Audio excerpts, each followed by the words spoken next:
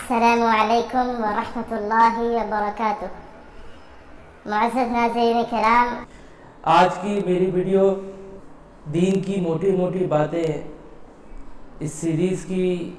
دوسری ویڈیو ہے۔ آج کی اس ویڈیو میں ہم سحر اور جادو وغیرہ کے متعلق گفتگو کریں گے کہ ان سے ہم کیسے بچیں اور حضور صلی اللہ علیہ وسلم کی تعلیمات کی روشنی میں ہم ان چیزوں کا مقابلہ کیسے کریں اور اپنے آپ کو، اپنے گھر والوں کو ان چیزوں سے کیسے بچائیں اور محفوظ کریں۔ سب سے پہلے ہم آتے ہیں جادو کے متعلق۔ جادو یہ ہے کیا؟ تو اس کے متعلق علماء فرماتے ہیں کہ ہر وہ کام جس کے اندر شیطان سے مدد حاصل کی جائے اور اس کام کے وجود ہونے کے اسباب نظروں سے اوجھل ہوں۔ جادو کی حقیقت کیا ہے؟ جادو کی ایک حقیقت مسلمہ حقیقت ہے جس کے متعلق قرآن پاک کے اندر اللہ تعالیٰ ارشاد فرماتے ہیں کہ وَاتَّبَعُوا مَا تَتْلُو الشَّيَاطِينُ عَلَى مُلْكِ سُلَيْمَانَ وَمَا كَفَرَ سُلَيْمَانُ وَلَكِنَّ الشَّيَاطِينَ كَفَرُوا يُعَلِّمُونَ النَّاسَ السِّحْرَ۔ اس کا ترجمہ ہے کہ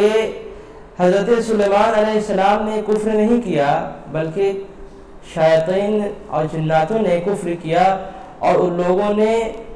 لوگوں کو جادو کی تعلیم دی۔ اس آیت کا پس منظر یہ ہے کہ حضرت سلیمان علیہ السلام کا جب انتقال ہوا تو ان کی زندگی میں تو کسی کی جرأت نہ ہوئی کہ کوئی فتنہ فساد پھیلا سکے، البتہ ان کے انتقال کے بعد جنات اور شیاطین نے یہ بات لوگوں کو بتانی چاہیے اور پھیلانی چاہیے لوگوں کے اندر کہ حضرت سلیمان علیہ السلام نعوذ باللہ جادو سے اپنی حکومت چلا رہے تھے، اور اس بات کو اس زمانے کے بنی اسرائیل میں سے ایک اکثر طبقہ نے مان لیا تھا، جس کی وجہ سے حضرت سلیمان علیہ السلام کو وہ لوگ ایک بادشاہ کی حیثیت سے دیکھتے تھے، ایک نبی کی حیثیت سے نہیں دیکھتے تھے۔ قرآن آیا اور اس نے نبی سلیمان علیہ السلام کے دامن سے اس غلاظت کو پاک کیا، اور قرآن نے یہ بات بتلائی قیامت تک کے آنے والے لوگوں کے لیے کہ سلیمان علیہ السلام کی حکومت وہ اللہ کی دی ہوئی حکومت تھی۔ البتہ جادو اور ٹوٹکے اس زمانے میں جو پھیلے وہ شیاطین کی وجہ سے پھیلے۔ شیاطین نے لوگوں کو جادو سکھایا۔ اس آیت سے یہ بات معلوم ہوئی کہ جادو حق ہے، ایک مسلمہ حقیقت ہے، اس سے بچا نہیں جا سکتا، اس کا انکار نہیں کیا جا سکتا۔ اب ہم آتے ہیں رسول اللہ صلی اللہ علیہ وسلم کی زندگی کی طرف۔ حضور صلی اللہ علیہ وسلم کے متعلق صحیح بخاری میں روایت موجود ہے کہ آپ صلی اللہ علیہ وسلم پر ایک مرتبہ ایک یہودی جس کا نام لبید تھا، لبید بن عاصم، اس نے آپ صلی اللہ علیہ وسلم کے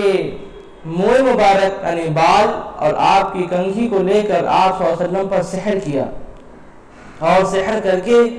اس چیز کو ایک کنویں کے اندر دفن کر دیا، جس کی وجہ سے حضور صلی اللہ علیہ وسلم ایک عرصے تک پریشان رہے اور آپ صلی اللہ علیہ وسلم کے اندر نقاہت پیدا ہونے شروع ہوئی، کمزوری پیدا ہونے شروع ہوئی۔ ایک مرتبہ حضور صلی اللہ علیہ وسلم نے خواب میں دیکھا کہ دو شخص آئے اور آپ صلی اللہ علیہ وسلم کے ایک سرہانے اور ایک پیتانے کھڑے ہوئے،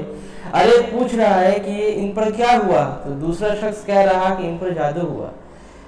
پھر پہلے شخص نے پوچھا کہ جادو کس نے کیا، تو دوسرے شخص نے کہا جادو لبید بن عاصم نامی ایک یہودی نے کیا۔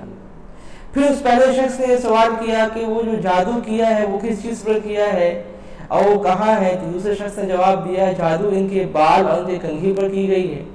اور وہ چیزیں فلاں قبیلے کے اندر ایک کنواں ہے اس کے اندر تہ میں رکھا گیا۔ اتنے میں آپ صلی اللہ علیہ وسلم کی آنکھ کھلی اور آپ جب بیدار ہوئے تو آپ صلی اللہ علیہ وسلم نے حضرت علی اور دیگر صحابہ کو اس جگہ بھیجا اور اس کنویں سے ان چیزوں کو نکالا، تو اس کے اندر آپ صلی اللہ علیہ وسلم کہ وہ بال بھی ملے جو آپ صلی اللہ علیہ وسلم کی اس کنگھی میں لپٹے ہوئے تھے، جسے یہودی نے چالاکی سے حاصل کیا تھا، اور اس کے ساتھ ایک موم کا پتلا بھی تھا جس میں چند سوئیاں چبھی ہوئی تھیں۔ اس وقت حضرت جبریل علیہ السلام معوذتین یعنی قل اعوذ برب الفلق اور قل اعوذ برب الناس یہ 2 سورتیں لے کر آئے۔ اللہ کی شان کہ اس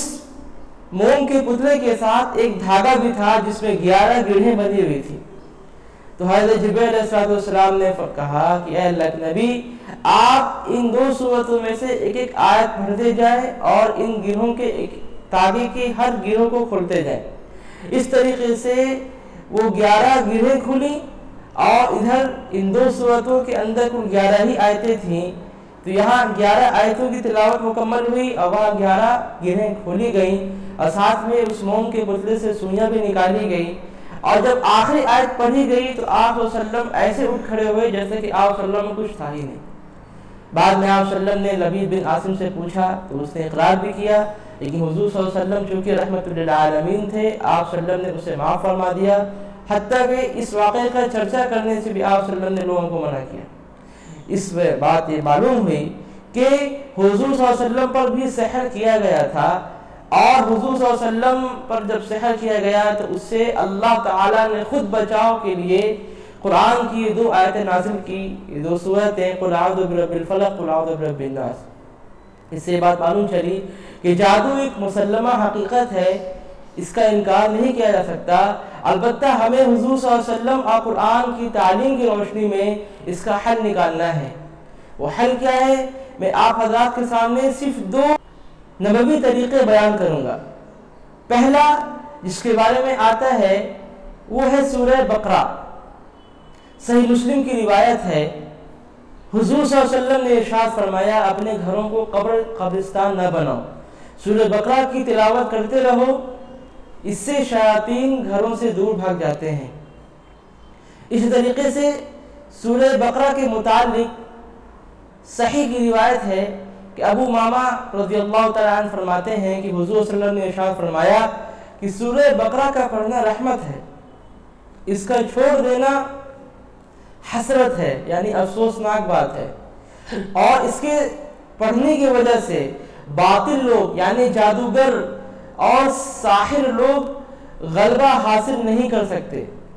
اس 2 روایتوں سے معلوم چلا کہ سورہ بقرہ کی تلاوت سے جادو کا اثر ختم ہو جاتا ہے، شیاطین و جنات سورہ بقرہ پڑھنے والوں سے دور رہتے ہیں۔ دوسرا ایک نسخہ جو ابن حجر عسقلانی رحمۃ اللہ علیہ اور علامہ بدر الدین عینی رحمۃ اللہ علیہ نے اپنی کتاب میں کعب احبار اور وہب منبہ رضی اللہ تعالی عنہما کے حوالے سے نقل کیا ہے، اور اس بات کو سعودی عرب کے سابق مفتی اعظم شیخ عبداللہ ابن باز رحمۃ اللہ علیہ نے اپنے ایک رسالے حکم السحر والکہانہ کے اندر ذکر کیا ہے کہ بیری کے 7 پتوں کو لے کر اسے پیس دیا جائے اور اسے ایک برتن میں ڈال کر اس میں اتنا پانی رکھا جائے جس سے آدمی غسل کر لے، اس کے بعد آیت الکرسی، سورہ بقرہ کی آخری 3 آیتیں، سورہ کافرون، سورہ اخلاص، سورہ فلق، سورہ ناس، سورہ اعراف کی 117 سے لے کر 119 آیت، سورہ یونس کی 79 سے لے کر 82 آیت تک، سورہ طٰہٰ کی 65 سے لے کر 69 تک پڑھ کر اس پانی میں دم کر دیا جائے، پھر مریض کو 3 بار وہ پانی پلایا جائے اور اس کے بعد اس پانی سے اسے غسل دیا جائے، تو انشاءاللہ وہ مرض ہو یا سحر ہو یا جادو ہو یا کچھ بھی ہو، اس کا اثر اس سے انشاءاللہ ختم ہو جائے گا۔ تو یہ 2 نسخے جو حدیث میں آئے ہیں اور جو صحابہ کرام سے منقول ہیں اور جو سعودی عرب کے سابق مفتی اعظم شیخ عبداللہ ابن باز رحمۃ اللہ علیہ نے بھی اپنے رسالے میں لکھا ہے، یہ 2 نسخے میں آپ حضرات کی خدمت میں پیش کر رہا ہوں۔